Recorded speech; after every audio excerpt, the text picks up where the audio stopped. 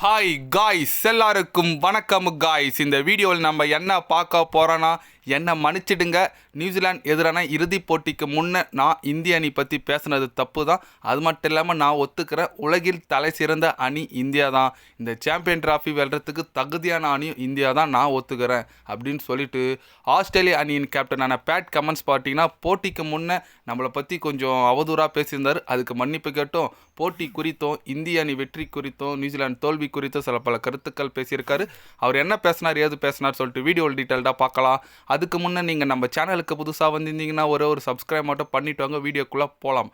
ஆமாங்க, ஆஸ்திரேலியா அணி captain bad commence என்ன சொன்னாருன்னு கேட்டிங்கன்னா, இந்திய அணி ஒரு தலை சிறந்த அணி தான், நான் ஒத்துக்கிறேன். கோப்பையை வெல்றதுக்கு ஒரு தகுதியான அணி. நான் இப்போது இறுதிப் போட்டிக்கு முன்னே நியூசிலாந்து அணிக்கு தான் சப்போர்ட் பண்ணேன். கண்டிப்பாக நியூசிலாந்து அணி தான் வீழ்த்துவாங்க, இந்தியா வீழ்த்துவாங்க நான் நினச்சேன். ஆனால் அது ஆப்போசிட்டாக மாதிரி இந்திய அணி நியூசிலாண்டை வீழ்த்திட்டாங்க.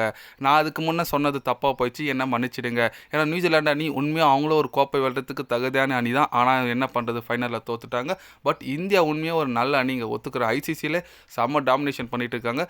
2023 வேர்ல்டு கப்பில் எங்ககிட்ட ஃபைனலில் தோத்தாங்க. அதுவே அவங்களால ஏற்றுக்க முடியாது. கண்டிப்பாக சாம்பியன் ட்ராஃபியில் தோற்றுருந்தாங்கன்னா இந்திய ரசிகர்கள் ரொம்ப கஷ்டப்பட்டிருப்பாங்க. அது எனக்கு புரியுது. அதனால் இந்திய அணி சாம்பியன் டிராஃபி வெற்றி பெற்றதுக்கு நான் வாழ்த்துக்கள் சொல்லிக்கிறேன். உண்மையாக ஒரு தகுதியான அணி தான் இந்தியா இந்த கோப்பை வெல்றதுக்கு அப்படின்னு சொல்லிட்டு பேட் கமெண்ட்ஸ் பார்த்தீங்கன்னா சூப்பராக பேசியிருக்காரு. ஆமாங்க, பேட் கமெண்ட்ஸ் மட்டும் இல்லை, நிறைய பேர் இந்த சவுத் ஆஃப்ரிக்கா வீரர் மில்லர் பார்த்தீங்கன்னா கூட நியூசிலாந்து அணிக்கு தான் சப்போர்ட் பண்ணார். ஆஸ்திரேலியா வீரர் நிறைய பேர் நியூசிலாந்து அணிக்கு சப்போர்ட் பண்ணாங்க. அப்புறம் இங்கிலாந்து வீரர் நிறைய பேர் நியூசிலாண்டுக்கு தான் சப்போர்ட் பண்ணாங்க, ஃபைனலில் வின் பண்ணுன்னு சொல்லிட்டு. நமக்கு சப்போர்ட் பண்ண ஒரே நாடு யாருன்னு கேட்டால் ஆப்கானிஸ்தான் தாங்க சொல்லுவாங்க. ஏன்னா ரஷீத் கான்லாம் கூட வெற்றி பெற்றது வாழ்த்துக்கள் தெரிவித்தார். நமக்கு சப்போர்ட் பண்ண டீம் பார்த்தீங்கன்னா ஆப்கானிஸ்தான் தான். மற்றபடி நமக்கு யாருமே சப்போர்ட் பண்ணல. ஆனால் இந்திய அணி ஜெயிச்சு எல்லார் மூஞ்சிலையும் கறி பூசிட்டாங்கன்னே சொல்லாங்க. அந்த அளவுக்கு செம பர்ஃபார்மன்ஸ் இந்திய அணி.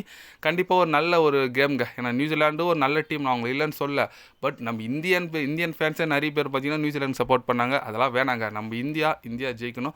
ஆனால் நம்ம எப்படி சொல்லுது, ஒரு எல்லார் மூஞ்சிக்கும் ஒரு கயிறு பூசுகிற மாதிரி சரியான ஒரு பர்ஃபார்மன்ஸு.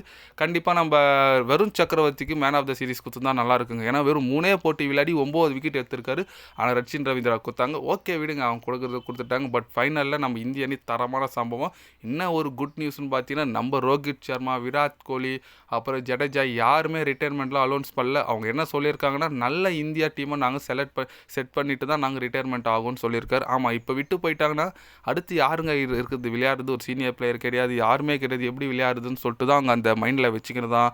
அடுத்து இந்தியன் டீம் நாங்கள் உருவாக்குவோம், அடுத்த ஒரு நல்ல பிளேயர்ஸ் உருவாக்கிட்டு தான் நாங்கள் போவோம்னு சொல்லிட்டு இருக்காங்க இன்னும் கூட. அதனால் நல்ல விஷயங்க. ஏன்னா தோனி இருந்து ஒரு நல்ல டீம், கங்குலி இருந்து ஒரு நல்ல டீம் விட்டு போனார். தோனி அப்புறம் நல்ல டீமை விட்டு போயிருக்காரு. இப்போது இவங்க போகும்போது ஒரு நல்ல டீம் விட்டு போனால் நல்லாயிருக்கும். அதுதான் எல்லாரோட கருத்து. பொறுத்து வந்து பார்க்கலாங்க யார் இந்தியன் டீமில் செலக்ட் ஆகிறாங்கன்னு சொல்லிட்டு. நீங்கள் சொல்லுங்கள். பேட் கமெண்ட்ஸ் மன்னிப்பு கேட்டிருக்காரு, அது குறித்து நீங்கள் என்ன நினைக்கிறீங்கன்னு சொல்லிட்டு மறக்காமல் கமெண்ட்டில் கொஞ்சம் சொல்லுங்கள்.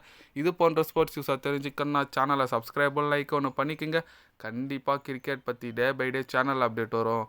மறக்காமல் சப்ஸ்கிரைப் மட்டும் கொஞ்சம் பண்ணி வச்சுக்கோங்க. நன்றி, வணக்கம்.